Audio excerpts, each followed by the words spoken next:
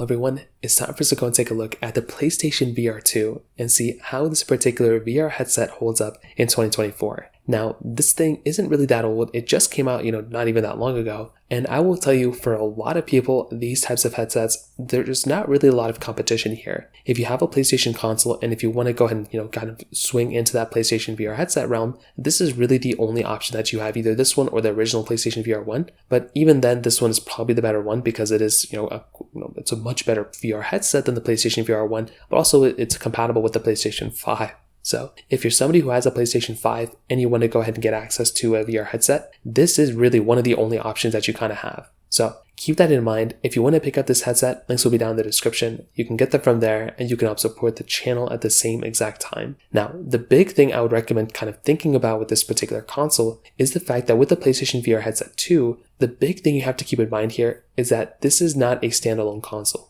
You will have to have a PlayStation 5 in order to use this headset, which for some people is probably okay, but if you're trying to go and save some money, if you want to go and pick up another headset, I think the MetaQuest headsets are probably better off if you're trying to look for like a standalone headset, but this thing is compatible with your PlayStation 5s and stuff, which is actually very, very nice. Now, some big things with the PlayStation VR 2 headset that I actually like a lot. One, the displays inside of these particular consoles are amazing. They're very, very nice. There's high resolution, and that is something that is actually very cool when you're getting something like the PlayStation VR headset. You're just getting that type of capability, which is really cool. They're 4K HDR visuals, and the displays themselves are very nice. I've talked about this for a long time, but they're very, very nice, headsets with very nice, displays. On top of that, you now actually have a little bit of an interesting thing where you have eye tracking. So we all know with the Apple Vision Pro headset, we basically have eye tracking. This one also has eye tracking built inside of it as well, which is really cool. It's not the only, headset that has eye tracking, but it's still a super nice thing. It's still a super nice thing that you have that type of capability, and this in and of itself is another very cool thing. I think PlayStation really did a really good job with this whole entire system.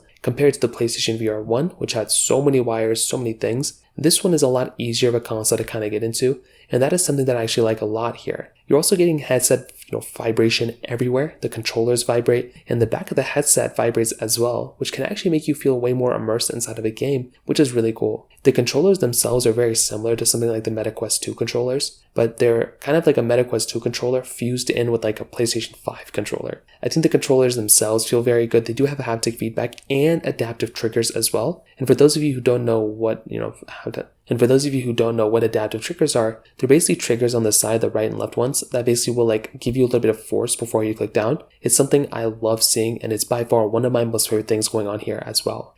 Now, on top of all those things, I definitely do think there's a lot of reasons why a headset like this is, doing well. And because it really only just takes one USB port to plug into, I think that makes this thing that much better of a console compared to the PlayStation VR 1 headset. The fact that the PSVR 1 headset, you had to plug in so many things was so annoying. This thing is a lot easier and just a much easier kind of thing to kind of think about and kind of use. Now, the price tag of this thing, is a little bit of a different story because it isn't the cheapest thing of all time. Just the headset alone, so the headset with the controllers and everything like that, the price tag of that particular system is, $549, which for some people, depending on which PlayStation 5 you get, even if you buy it in the used market, it's probably going to be cheaper just to buy a PlayStation 5 than buying the VR headset along with it. And there are substantially cheaper headsets you can buy, like the MetaQuest VR, the MetaQuest 3, MetaQuest 2. There's a lot better headsets that you can buy in some ways than this one. And the biggest thing is you have to buy a PlayStation 5 and this one. You can't use this really as a standalone console because this thing plugs right into a PlayStation 5. So you have to kind of keep that in mind. I would hate for you to go and buy this console and expect this thing to